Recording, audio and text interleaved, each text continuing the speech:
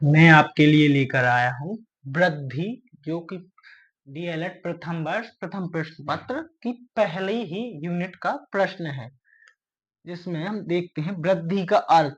वृद्धि का अर्थ शारीरिक वृद्धि से होता है।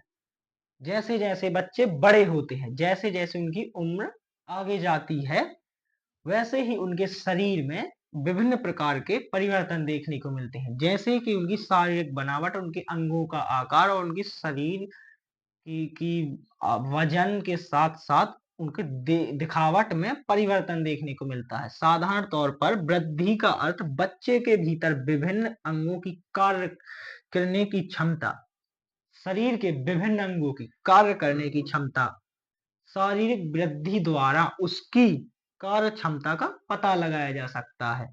वृद्धि बच्चे के व्यवहार को किसी न किसी रूप में प्रभावित करती है। वृद्धि बच्चे के व्यवहार को किसी न किसी रूप में प्रभावित करती है। जैसा कि हम जानते हैं, प्रायः देखा गया है वृद्धि और विकास में समानता, कई विद्वानों द्वारा इसे समान माना गया तथा समानता दिखाने का प्रयास किया गया है, परंतु ऐसा नहीं है। ये दोनों पूर्ण रूप से भिन्न भिन्न प्रक्रियाएं हैं, जिसमें हम प्रमुख रूप से वृद्धि की कुछ परिभाषाएं देखते हैं, जिसमें हम देखते हैं अलग अलग विद्वानों ने वृद्धि और विकास को अलग अलग तरीके से प्रभावित किया है। जिसमें हम प्रथम परिभाषा हर्बर्ट सोरेनसन की देखते हैं, जो कि एक महान मनोवैज्ञानिक थे, जिनकी परिभाषा के अनुसार शारीरिक वृद्धि का आशय अपेक्षाकृत आकार में एवं भार में बड़ा होना है तथा यह उन परिवर्तनों का सूचक है जो धनात्मक एवं वृद्धिपरक होते हैं। धनात्मक परिवर्तन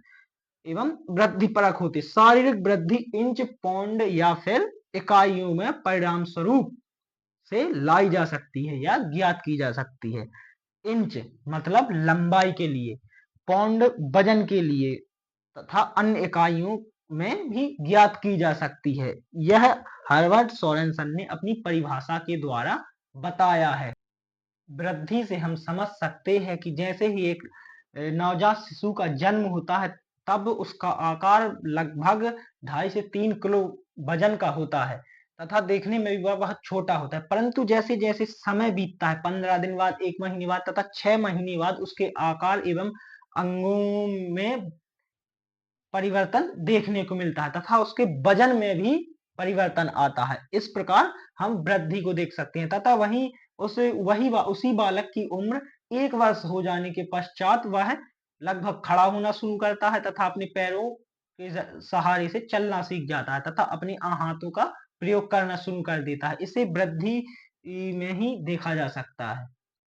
मनोवैज्ञानिक हार्वर्ड के बाद हम दूसरे मनोवैज्ञानिक डॉक्टर बीपी सिंह की दी हुई परिभाषा को देखते हैं, जिसमें कहा गया है मानव शरीर बढ़ता है, हाथ पैर सभी बढ़ते हैं, जिनका मापन किया जा सकता है। जैसा कि हमने कह सकते हैं कि जन्म से लेकर नहीं, गर्भाधान से लेकर मृत्यु पर्यंत तक विकास देखने को मिलता है। जैसे वृद्धि मानव के गर्भाधान से लेकर मृत्यु तक सदैव निरंतर एक ही गति से नहीं होती, सदैव चलती है, परंतु उसकी दर समान नहीं होती है। शरीर की वृद्धि कोशिका की वृद्धि से होती है। कोशिकाओं में वृद्धि जितनी अधिक होगी, शारीरिक रूप से भी वृद्धि उतनी अधिक देखने को मिलेगी। वृद्धि की प्रक्रिया आंतरिक होती है तथा वातावरण के साथ यह मानव की अंतः क्रियाओं का परिणाम है। मानव किस वातावरण में विचरण कर रहा है तथा वह किस प्रकार से वातावरण तथा परिवेश, अपने आसपास के परिवेश के साथ अंतः क्रियाएं संपन्न करता है, उसका भी परिणाम किसी भी बालक की वृद्धि पर देखने को मिलता है। इसके बाद हम एक और मनोवैज्ञानिक की परिभाषा देखते हैं, डब्ल्यू एम क्रॉगमैन, जिन्होंने कहा है बालक की वृद्धि जैविकीय नियमों के अनुसार होती है। जैविकीय नियम जो कि प्रकृति द्वारा जीवन के लिए निर्धारित रहते हैं, इनमें कोई बदलाव नहीं किया जा सकता। बालक की वृद्धि जैविकीय नियम, जीवों के नियमों के द्वारा ही देखने को मिलती है। इन मनोवैज्ञानिकों की परिभाषाएं देखने के बाद हम वृद्धि के संप्रत्ययों के बारे में जानते हैं। वृद्धि के संप्रत्यय में हम देखते हैं, जिसमें सर्वप्रथम वृद्धि मूलतः शारीरिक अंगों की होती है। यह अंग शरीर का आकार, वजन आदि को देखने से ही ज्ञात की जा सकती है तथा इसका मापन भी किया जा सकता है। इससे हम कह सकते हैं कि वृद्धि केवल और केवल शारीरिक अंगों की होती है।